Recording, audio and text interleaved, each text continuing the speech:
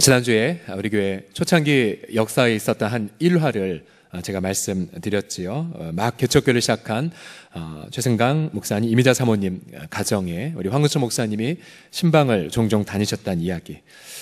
계속 이 황근초 목사님의 이 멘트가 계속 귓가에 돕니다. 이런 문구죠. 야 미자야 찬밥이라도 있으면 주라. 야 미자야 찬밥이라도 있으면 주라. 모두 어려웠기 때문에 우리 이민자 사모님의 고백에 따르면 집에 오이지밖에 없어서, 그래서 그 오이지를 물에 풀고 김치 가지고 전을 만들어 드렸더니 우리 황은초 목사님 세상에 그것을 너무나도 얼마나 맛있게 잡수시던지 라고 회상을 하셨죠. 그러면서 목사님은 이제 막 황량한 곳에서 개척한 젊은 부부에게 많이 힘들지 하시면서 함께 위로하고 축복을 나누었던 그런 이야기를 제가 지난주에 전해드렸습니다. 우리 교회 초창기에 그런 역사를 보게 되면 이처럼 우리 교회의 스타트, 교회의 모든 진행 과정은 철저하게 가정에서 시작됐고 또 가정을 통해서 성장되었습니다. 이제 여러분 많이 들어서 아시겠지만 우리 서울홍성교회의 첫 번째 주일 예배는 바로 고 이동혜 전도사님의 집에서 드렸죠. 집에서 드렸습니다. 제가 그래서 궁금했어요. 그 당시에 집의 모양이 과연 어떤 모양일까? 혹시 대저택에 사셨던 건 아닐까? 제가 한번 자료를 조사해 봤더니 대한주택영단이라는 생소한 회사 이름 알아보니까 대한주택공사의 옛날 이름이더라고요. 근데 그 당시에 이 회사가 수많은 부흥주택, 희망주택 등을 서울의 곳곳에 지었습니다. 사진에 보신 것은 우리 옆 동네인 1959년도 불광동에 세워진 부흥주택입니다. 몇 평인지 제가 보았더니 평균 9평이었습니다. 평균 9평. 바로 저 9평에서 우리 선배들께서는 교회를 시작을 했던 것이죠. 그러면 그 당시 우리 선배들은 집에 오이지밖에 없어도, 또 집의 평수는 크지 않아도 그들의 마음은 그 누구보다도 컸기에 교회를 시작할 수가 있었던 것이죠. 2000년 전 초대 교회는 바로 다른 곳이 아니라 바로 가정에서 교회 모임을 가졌습니다. 자, 고린도전서 16장을 보게 되면 아굴라와 브리스가 부부가 아주 유명한 평신호 동역자였죠. 근데 바로 그 집에 교회가 있었습니다. 또 빌레몬서 1장 2절에 보면 아키뽀라는 사람, 이렇게 말하죠. 아키뽀와 내 집에 있는 교회. 또 골로새서에 보게 되면 눈바와 그 여자의 집에 있는 교회, 부부 혹은 남자 혹은 여성, 초대교회 성도들의 집이 곧 교회였고 바로 교회는 집에서, 가정에서 표현이 되었습니다.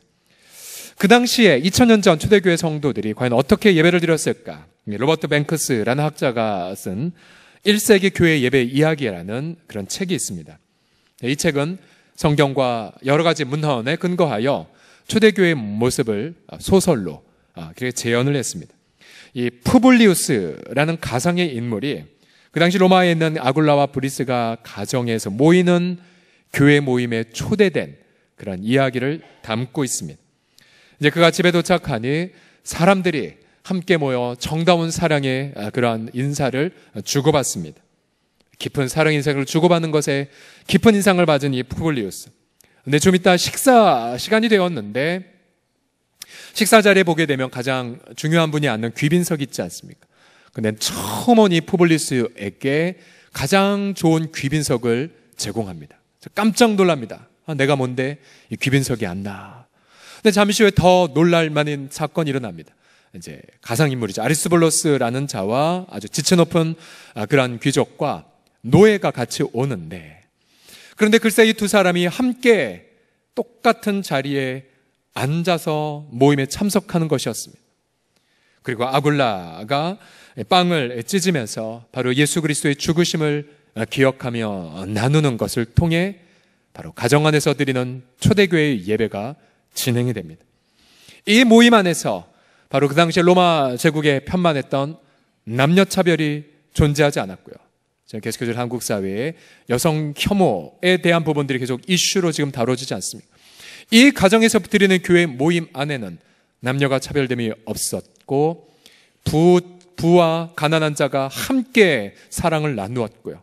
그리고 여러 가지 계급적 차별이 존재하지 않았던 말 그대로 천국의 모형이 바로 가정에서 드려진 교회에서 구현되었습니다.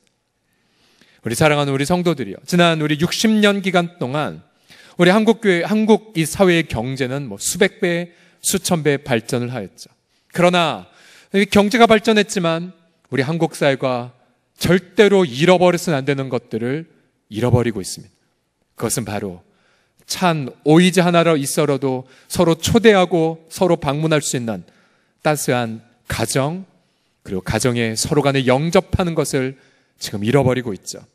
통계에 따르면 2015년도를 기준으로 전체 가구 수의 무려 4분의 1, 27.2%가 1인 가구라고 합니다. 1인 가구.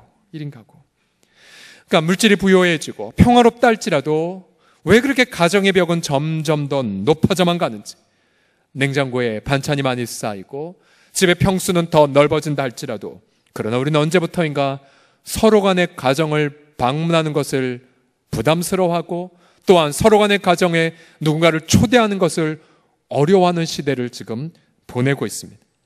성경에서 가정을 자신의 집을 오픈하여 손님을 초대한 최초의 사례 가운데 하나가 있다면 아브라함의 가문이죠. 어느 아브라함의 눈에 3명의 나그네가 그 뜨거운 햇볕 아래 서 있는 것이 보였습니다. 아브라함은 달려가 그들을 자신의 가정에 초대합니다. 물을 가져다 주고 그늘에 쉬게 하고 급하게 사라와 함께 빵을 굽고 또한 송아지 요리를 만들어 대접을 합니다. 그런데 대접하다 보니까 알고 보니 이분은 바로 여호와 하나님과 2명의 천사였습니다. 즉 학자들은 이렇게 증언하자 바로 성육신하신 그리스도께서 바로 천사들과 함께 나그네로 이 가정에 방문했다라고 해석합니다. 훗날 이 사건, 나그네들을 대접했는데 알고 보니 하나님과 천사들이었던 이 기가 막힌 이 사건은 신약성경 히브리서의 성도 사랑의 모델로 이렇게 적혀 있습니다. 13장 2절 히브리서 말씀을 같이 읽어보자. 시작. 형제 사랑하기를 계속하고 손님 대접하기를 잊지 말라. 이로써 부지 중에 천사들을 대접한 이들이 있느니라. 초대교회 성도들은 이처럼 형제 사랑하는 것과 자신의 가정을 오픈하여 손님을 대접하는 것을 똑같은 말로 생각했습니다. 그리고 손님을 대접하다가 천사를 대접한 아브라함의 사례를 인용하고 있죠. 여러분 과연 얼마나 이 큰 가정 영접을 삶을 살고 계십니까? 또 가정 영접의 그 놀라운 축복을 맛보고 계십니까? 오늘 본문을 통하여 가정을 열어 성도들 혹은 사랑방 교회를 혹은 다른 누군가를 초대하였을 때에 받는 축복이 무엇인지를 잠시 살펴보죠. 가정 영접의 축복. 첫 번째로 가정 영접의 축복은 제자 훈련의 첫 단추와도 같습니다. 첫 번째 교훈 같이 읽겠습니다. 시작. 가정 영접은 제자 훈련의 첫 번째 단추입니다. 아브라함은 한때 재정적으로 어려워서 이집트에 이민을 가고자 했죠. 그리고 그곳에서 자기 목숨 하나 그렇게 건지려고 아내 앞에서 비겁한 행동도 서슴지 않았던 인물이었습니다. 그러나 하나님의 반복적인 은혜로 인하여서 그는 점차 주님을 알아가기 시작했죠. 그리고 자신이 누리는 모든 누리고 소유한 것의 주권이 하나님에게만 있음을 인정하는 지경에 이르렀습니다. 오늘 본문을 보게 되면 아브라함이 반복해서 이러한 고백을 하죠. 3절과 5절을 보시면 나그네들 앞에서 종을 떠나 지나가지 마시고, 5절에 보시면 당신들이 종에게 오셨음이니이다 라고 고백합니다. 그 당시 아브라함은 유력한 부자 족장이었지만 그러나 그가 누리고 소유한 모든 것들의 주권이 하나님께만 있음을 믿기에 그는 언제나 겸손하게 자신은 하나님 앞에서 종입니다 라는 의식이 가득했던 것입니다. 그러기에 이 족장이 달려가서 음식을 준비하며 손님들을 기쁨으로 접대할 수 있었던 거죠. 우리가 아브라함처럼 주님의 주되심을 인정하고 또 나의 종됨을 고백하며 살아간 삶을 가리켜 단 2글자 이렇게 표현합니다. 제자라고 말합니다. 제자. 따라해 보실까요? 제자. 저와 여러분이 예수님 앞에 목사를 떠나 장로, 권사, 집사, 성도를 떠나 우리의 가장 기본적인 본질은 바로 제자입니다. 제자. 왜요? 예수께서 우리 허물과 죽은 우리들을 위하여 자신의 생명을 십자가에서 내려놓으셨죠. 그가 우리를 위하여 부활하심으로 인하여서 우리의 생명은 이제 우리께 아닙니다. 살든지 죽든지 늘 고백하자 성공하든지 실패하든지 가난하든지 부하든지 유명하든지 무명하든지 상관없이 저와 여러 모두가 다 예수 그리스도의 소유로 부름받았던 것을 믿습니다. 그러니까 저와 여러분 이미 제자입니다. 제자. 데살로니가서 5장 10절을 보시게 되면 예수께서 우리를 위하여 죽으사 우리로 하여금 깨어 있든지 자든지 예수님과 함께 살게 하도록 우리를 부르셨습니다. 그러면 여러분 스스로에게 자문해 보십시오. 여러분과 저는 정말 제자 된 삶을 살고 있습니까? 이 제자라는 것은 결코 교실에서 만들어지지 않습니다. 또 머리로 증명되지도 않아요. 주일날 여러분들이 아무리 열심히 예배를 드린다 한들 이러한 삶이 빠지면 그는 제자라고 할 수가 없습니다. 어떤 삶이냐면 바로 우리의 가정을 오픈하여 누군가를 영접하는 삶이 없다면 그의 삶을, 그의 신앙을 입증할 길이 없습니다. 자, 마태복음 10장 40절을 보시면요, 예수님이 이러한 말씀을 하세요. 너희를 영접하는 자는 나를 영접하는 것이요, 또 나를 영접하는 자는 나를 보내신 이를 영접하는 것이라고 말하고 있습니다. 즉 우리 주님은 당신의 복음을 맡긴 제자들을 영접하는 것을 가리켜 자신을 영접한 것으로 간주하셨다는 사실이에요. 만일 어떤 성도가 입술로는 예수님을 주님이라고 고백하지만 만약 그의 가정을 오픈하지 않는다면, 또 그의 어떤 일터를 오픈하지 않는다면, 또 그의 가장 큰 아픔을 오픈하지 않는다면 정말 그의 인생의 주인이 예수님이라고 말할 수가 있을까요? 초대교회 성도들을 보게 되면 그들이 예수님을 구주와 주님으로 고백하는 순간, 즉 십자가에 못 박힌 나사렛 예수님이란 분이 바로 우리의 생명의 주라는 것을 고백하는 그 순간 그들이 한 첫 번째 행동이 무엇인 줄 아십니까? 사도행전 2장 46절 같이 읽어보며 확인해 보죠. 시작. 집에서 떡을 떼며 기쁨과 순전한 마음으로 음식을 먹고 하나님을 찬미하며 뭐 했습니까? 집을 오픈했어요. 오픈해서 뭐 했습니까? 떡을 떼었어요. 즉 성찬식을 거행했고 집에서, 그리고 하나님을 기쁜 마음으로 찬양했어요. 집에서. 그리고 함께 애찬의 시간을 가졌습니다. 그들에게는 예배당이 없었죠. 그들에게는 교단도 없었어요.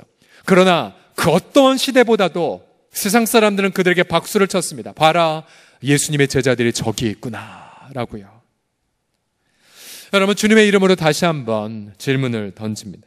여러분, 정말 저와 여러분은 제자의 삶을 보여주고 있습니까? 만약 제자라고만 믿는다면 여러분, 얼마나 성도들을 자신의 가정에 초대해 보셨습니까? 여러분, 제자라면 아브라함처럼 가정을 오픈합니다. 그리고 자신의 집에서 사랑방교의 식구들을 영접하고 있죠. 주님은 정말 예수 그리스도의 이름을 단 한 명의 성도를 초대하는 것도 기뻐하시는데, 하물며 교회 하나를 초대하는 것, 즉 사랑방교회 모임을 가정에서 오픈하는 것, 얼마나 주님이 기뻐하실까요? 마태복음 10장 42절 말씀을 여러분 명심하셔야 됩니다. 보세요.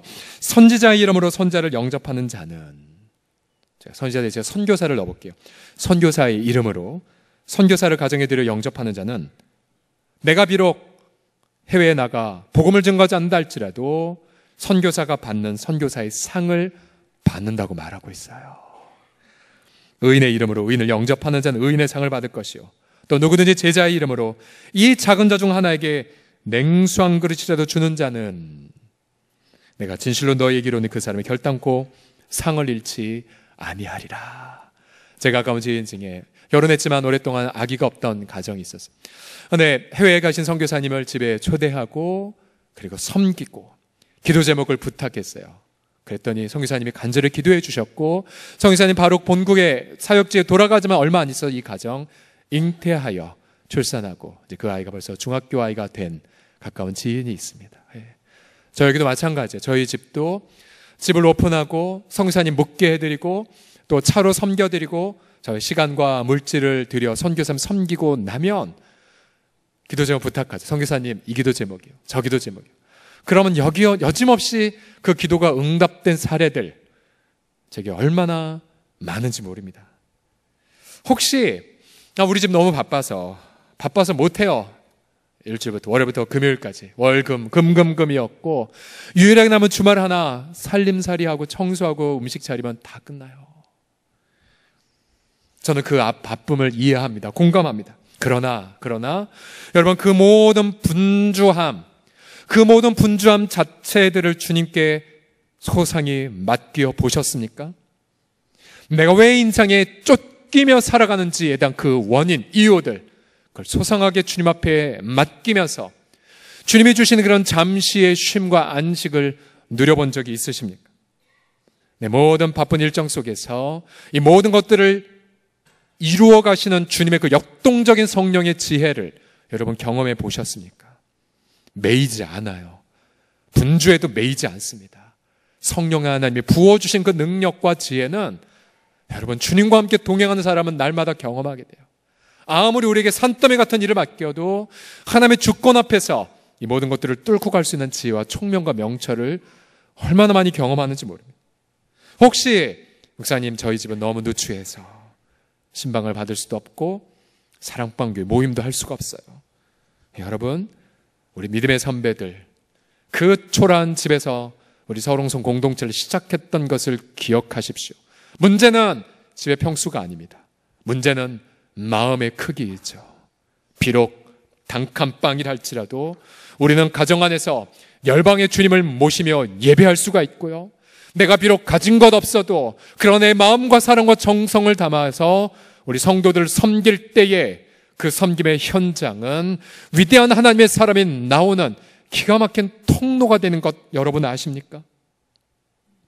과연 저희 서울홍성 공동체가 이 주일날 이렇게 많은 영혼들이 예배를 드리지만 그런 여러분이 정말로 자신의 가정들을 오픈하여 그 안에서 예배를 드리고 성도들을 섬기고 함께 삶을 나누게 될 때에 오늘 이 아브라함이 경험했던 그 놀라운 가정 영접의 축복을 저와 여러분이 차고 넘치게 집에서 누리게 될 줄을 믿습니다. 자, 우리 옆 사람 보면 이렇게 고백하겠습니다. 우리 가정은 교회입니다 라고요. 시작. 우리 가정은 교회입니다. 두 번째로 가정 영접의 축복이 무엇이냐면 가정 영접을 통해 감추어진 고통이 치유가 되어집니다. 감추어진 고통이 가정 영접을 통해 치유돼요. 사라, 그녀는 불임 여성이었죠. 갱년기를 지나 폐경기에 들어선 여인이었습니다. 여러분 불임의 고통 얼마나 클까요? 자기가 사랑하고 자기가 축복해줄 자녀가 없다는 것, 그것은 불임 부부에게는 미래가 없는 것과 마찬가지였죠. 또한 이 당시에는 불임 가정은 하나님의 축복을 받지 못한 것으로 여겨 죄책감과 수치감이 가득했습니다. 이 불임의 문제는 이 가정의 심각한 가장 큰 아픔이었죠. 물론 한때 이들이 뭔가 이 문제를 해결하기 위하여 하나님의 말씀이 없이 인간적인 술수를 해결하고자 했습니다. 하갈, 첩을 들여 씨를 받으려고 했었죠. 그러나 문제는 아무것도 해결되지 않았고 오히려 부부간에 갈등만 깊어갔고 가정에 불화만 가득했습니다. 그런데 이 나그네들로부터 뜻밖의 하나님 말씀이 들려옵니다. 10절 말씀을 보십시오. 그가 이르시되 내년 이맘때 내가 반드시 내게로 돌아오리니 네 아내 사라에게 아들이 있으리라. 하나님의 말씀이 들려오기 시작합니다. 이 말씀은 창세기 17장에 보게 되면 하나님의 아브라함에게 하셨던 말씀과 똑같은 말씀이에요. 이제 이 부부는 어느덧 이 나그네들이 그저 나그네들이 아니라 말씀을 나눈 자들이고 그러면서 그 말씀을 듣는 과정 가운데 깨닫게 되죠. 여호와 하나님이시구나 라는 것을 고백하게, 경험하게 됩니다. 이제 부부는 오랫동안 감추어뒀던 그 고통에 대해 하나님의 말씀을 듣기 시작합니다. 불화의 출발점이었고요, 또 원망의 씨앗이었죠. 그리고 부부간에 입에도 올리지 않을 금기어였습니다. 그러나 그 금기어가 말씀 앞에 비추어 받게 되었고, 어느덧 소망이 부부의 마음속에 타오르기 시작했습니다. 제가 말씀을 묵상하면서 10년 전에 방문했던 한 가정이 떠올랐습니다. 자매는 신실한 섬김이었지만, 그러나 그 아들은 한때 교회 잘 다녔다가 비뚤어져서 교회를 등지고 있었습니다. 남편은 척추 수술을 받았고 경제적으로 매우 곤궁한 가문이었습니다. 가정을 신방하면서 먼저 처음에 이 부부와 함께 기도 제목을 듣고 있는 차에 갑자기 쾅 하더니 덩치가 산만한 아들이 딱 서서 저를 노려보며 비방하기 시작했습니다. 막 교회 욕을 하고 막 신앙을 비방하기 시작했던 거예요. 내가 뭐 잘못한 거 없는데, 엄한 목사 보고 신방 가면서 그런 공격을 받은 것 그 당시에 처음이었습니다. 앉질 않고 앉아있는 저를 보고 노려보면서 위에서 계속 쏘아붙인 겁니다. 예상은 했어요, 이런 아들일 거라는 거. 막상 당해보니까 당황스럽더라고요. 주 앞에 기도하기 시작. 주님 주관해 주세요. 주님, 저 아들의 마음에 뭐 어떠한 맺힌 것이 있기에 목사 앞에서 저럴까요? 주님 도와주세요. 한참을 듣고 나서 다시 대화가 물어봤죠. 왜 그렇게 분노가 있니? 몇 가지 이유를 얘기하더라고요. 우선 그렇게 열심히 교회 봉사하고 섬겼는데 본인의 진로 진학에 돌파구도 있지 않고, 또한 집은 가난하고, 그러면서 엄마는 한 번도 흐트러짐 없이 열심히 기도하는데 응답은 없고, 하나님에 대한 실망감이 가득했더라고요. 그 아들의 그 아픈 마음이 공감이 되자 그때부터는 더 대화가 잘 진행되기 시작했어요. 그리고 그 아들을 앉혀오고, 야, 그래도 예배 드리자. 우리 아빠를 위해서 기도하자. 가정 예배를 드리기 시작했습니다. 그리고 그 연약한, 그 무기력한 아버지 가운데 눕히고는 우리 모든 식구들이 가장으로 온전하게 쓸 뿐만 아니라 함께 동역하기 위한 뜻으로 손을 얹고 기도를 하기 시작했습니다. 통곡이 다 터졌어요. 울음바다가 되었어요. 그 이후에 이 부부는 함께 신앙생활하는 아주 귀한 가정이 되었고, 얼굴 표정이 바뀌었고, 아들은 다시 신앙생활을 시작을 하였고, 그리고 좋은 건강한 청년으로 자라고 있다는 후문을 제가 들었습니다. 그리고 오늘날 수많은 가정들이요, 마치 이런 암덩어리 같은 어둠들을 갖고 있어요. 교회는 다니지만 서로 증오하고 원망하고 수 있고, 또 죄책감과 수치감을 가지고 있습니다. 근데 여러분, 그 어두움, 그 고통, 여러분 언제까지 감추고만 있으시겠습니까? 부부가 언제까지 평행선처럼 의무감만 이룬 채 남 시선만 의식하며 그렇게 사시겠습니까? 여러분, 이 자리에 계신 우리 남편들은 하나님 앞에 자신 한번 점검해 보십시오. 정말로 남편들은 아내를 사랑하고 또 책임지고 계십니까? 또 아내들은 남편을 순종하고 또 남편에게 그렇게 존경을 그렇게 나누어가고 있습니까? 또 부모들은 정말 자녀들을 성경으로 훈육하고 있거나, 또 자녀들은 부모에게 순종하고 있습니까? 그리고 그 가정에 홀로 고통하려 하지 마십시오. 그리고 아픔을 감추지 마십시오. 가정에 예수 그리스도를 초대하십시오. 우리 주님은 그 모든 어두움을 어루만져 주시기를 원하십니다. 그 그리스도를 모신 성도들을 가정에 초대하십시오. 그리고 만약 우리 자녀들이 방황하고 있다면 그 방황하는 방에 목회자들을 초대하고, 우리 주일학교 교육자들 신방의 준비가 다 되어 있거든요. 사랑방 식구들을 초대하시고 함께 예배를 드리십시오. 에베소서 2장 12절을 보시게 되면 그들이 은밀히 행하는 것들은 말하기도 부끄러운 것들이라. 우리 가정 안에 은밀히 행해지는 것들, 부끄러운 것들 얼마나 많아요, 우리 가정 안에. 그러나 여러분, 그 가정 책망을 받는 모든 것은 빛으로 말미암아 드러나나니 예수를 모신 성도들이 함께 그 아픔의 자리에 서서 예배드릴 때에 그 모든 부분들이 아름다운 치유의 손길들로 열매를 맺게 되실 줄을 믿습니다. 여러분 기억하세요. 주님은 아브라함 이 가정에 100년 된 고통을 치유하셨다면 주님은 지금도 저와 여러분의 모든 가정의 고통을 완전하게 치유하여 주실 줄을 믿으시기 바랍니다. 마지막 가정영접의 축복은 무엇이냐면 가정영접은 기쁜 응답의 시작입니다. 기쁜 응답의 시작이에요. 사라는 자신이 자녀를 낳는다는 말씀을 듣자 그만 피식 웃어버렸어요.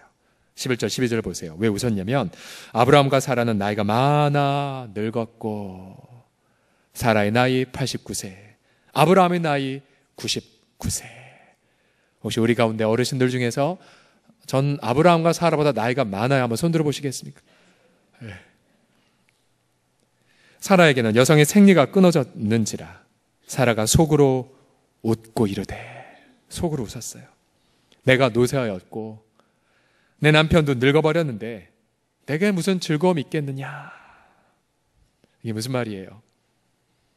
사라는 더 이상 소망이 없었어요. 소망이 없었어요. 그냥 체념으로만 살았습니다. 내게 무슨 변화가 있을 거라고? 그냥 이 상태로 그냥 죽는 것뿐이지. 그래서 너무 허탄하게 들려왔던 거예요.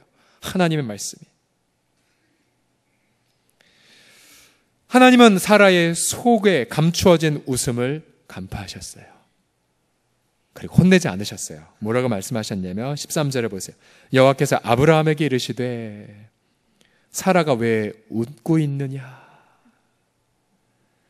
내가 늙었거늘 어떻게 아들을 낳으리오 하느냐? 혼내기 위해서 말씀하신 것이 아니었어요.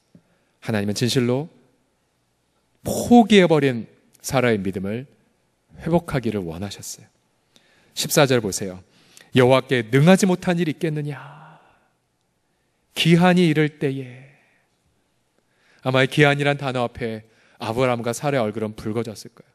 왜냐하면 하나님의 기한을 믿지 않고 자신의 시간표들을 살기 위해 처벌들여 그렇게 이스마엘을 낳고 그 어려운 난리를 폈던 거거든요.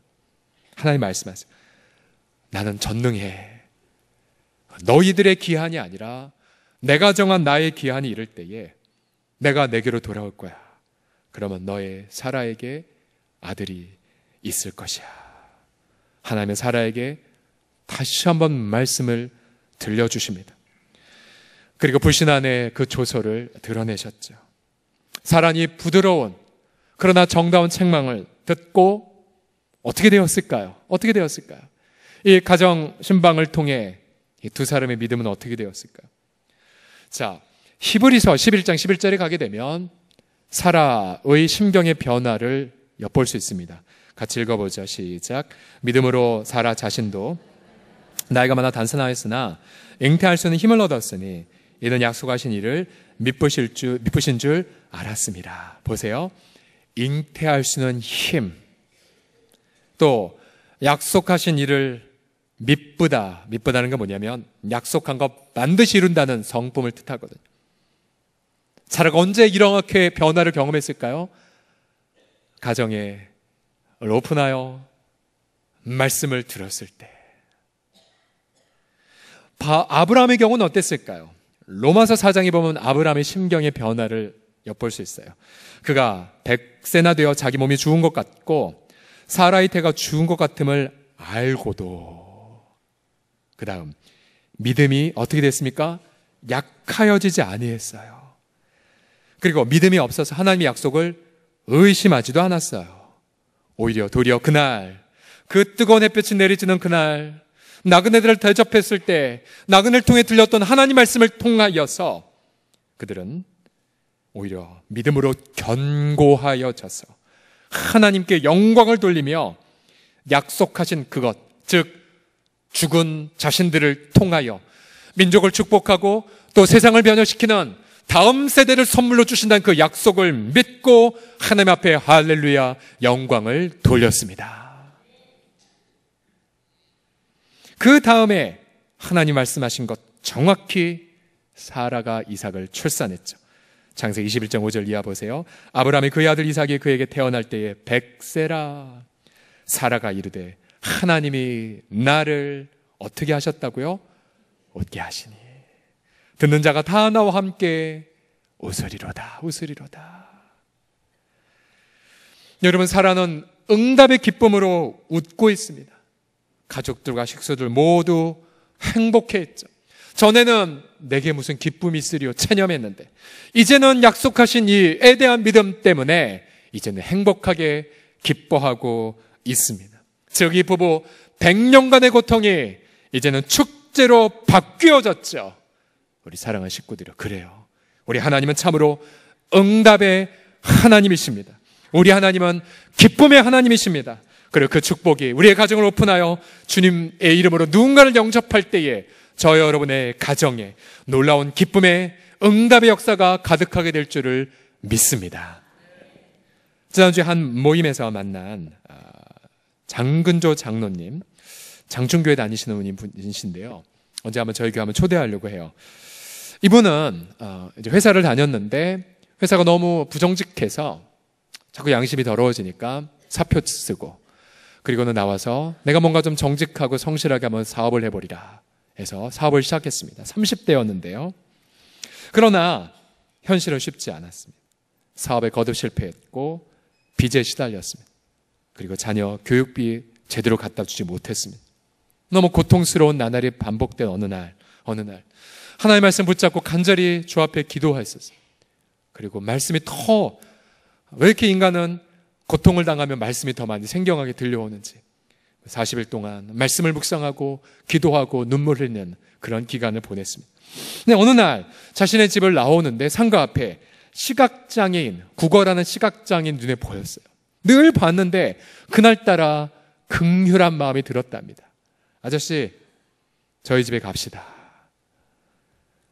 그리고는 그분을 데려와 옷을 벗겨드리고 목욕을 시켜드렸습니다.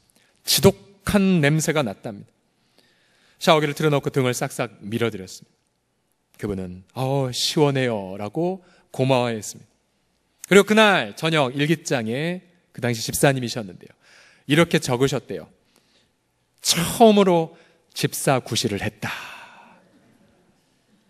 좋은 표현인 것 같아요. 집사구실을 했다. 그렇구나, 우리 서롱성 교회 집사라면 이 정도가 되겠구나, 이런 생각을 했습니다. 그러면서 시간이 이제 흐르면서 그가 단기 선교도 다니고 선교사에게 큰 은혜를 받았어요. 주님 앞에 이런 기도를 했대요. 주님, 제게 온 천하에 다니며 선교할 수 있는 여비를 주세요. 여비를 주세요. 간절히 기도했어요. 사업은 여전히 고군분투 중이었어요.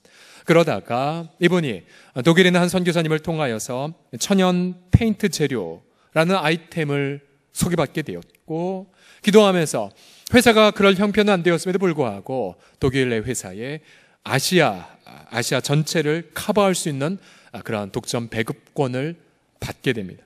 그것 때문에 이제 회사의 지경이 크게 넓혀지기 시작을 했답니다.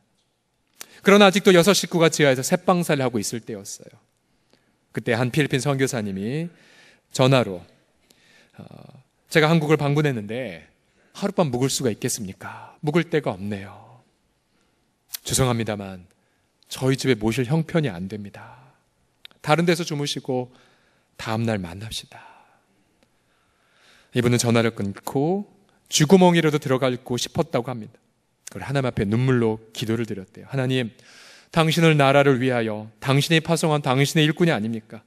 하나님, 제게 집을 주십시오. 저분들 모시게 해주세요. 그래서 믿음으로 건물을 그렸대요.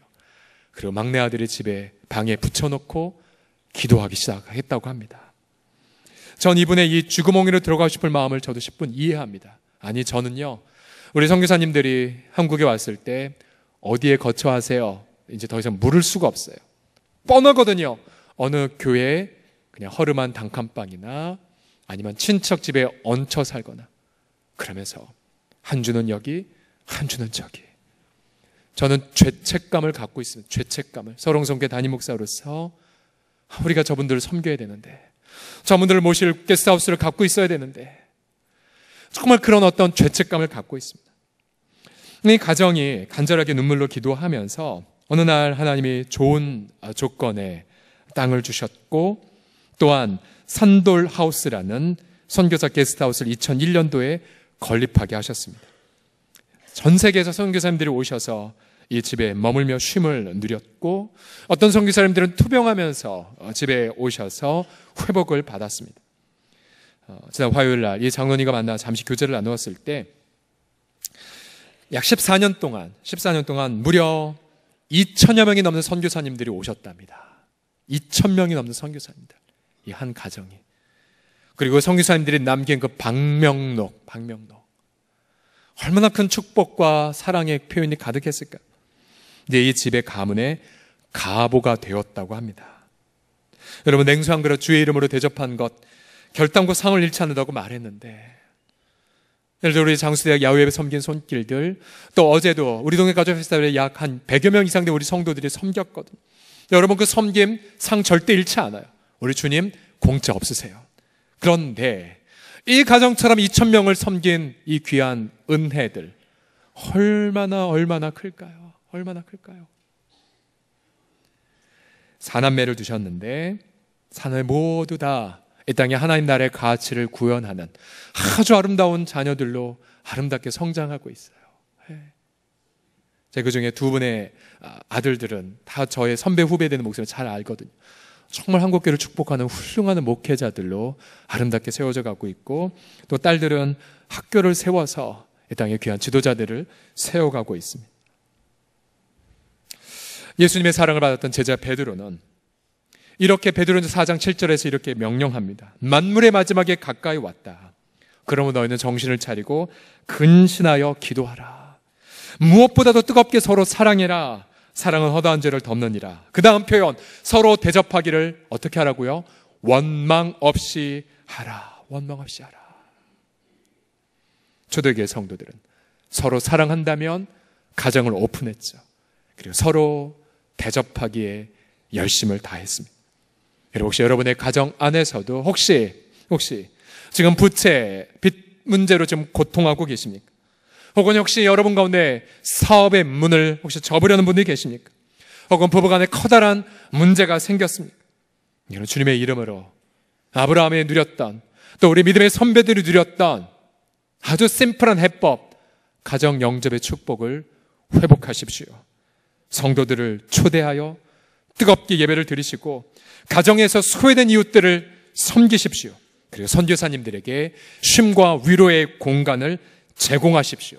그때에 아브라함 가문처럼 아무런 기쁨이 없던 우리 가문 속에 놀라운 기쁨의 샘물이 터져나오게 될 것이고, 또한 미래가 없던 우리 가정 속에 민족을 치유하고 세상을 변혁시켜가는 아름다운 놀라운 축복이 여러분의 가정에 넘쳐나게 될 것을 확신합니다. 이 위대한 축복을 다시 한번 누려가는 우리 모든 식구들 다 되기를 성삼위 하나님의 이름으로 간절히 축원합니다. 기도하겠습니다.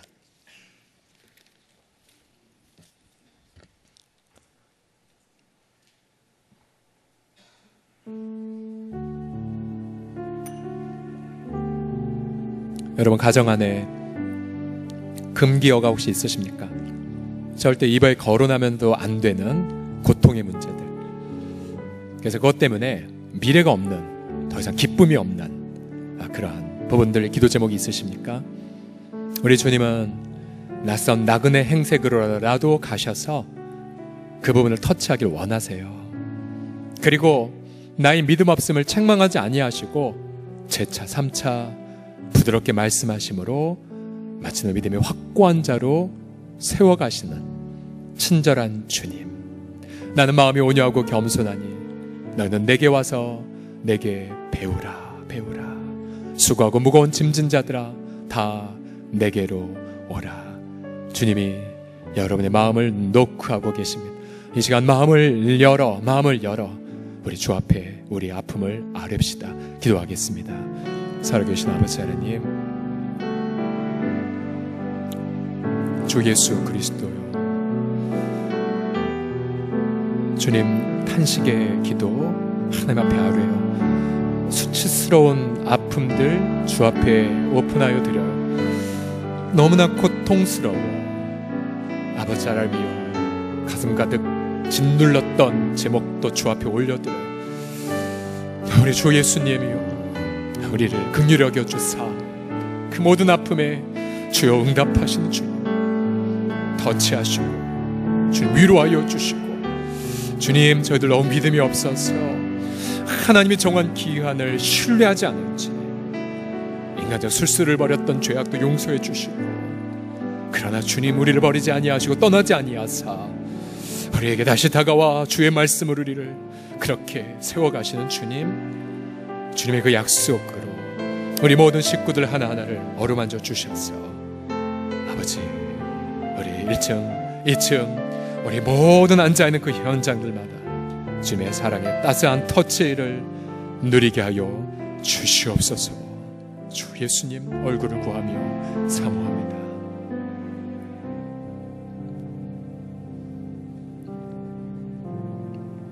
잠시 주님의 음성을 들어보시겠습니까?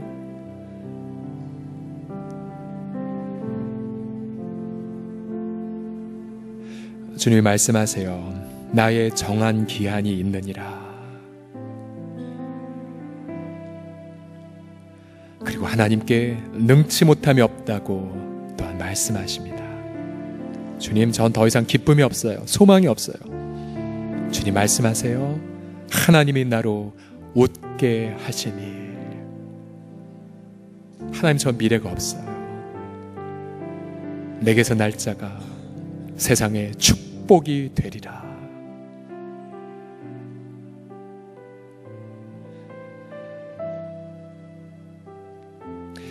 우리 주 예수 그리스도, 우리가 범죄함 때문에 십자가에 내어줌이 되셨지만, 그러나 우리를 의롭다 하시기 위하여 주님 다시 부활하사 우리의 영원한 생명이 되신 주님을 송축하나이다.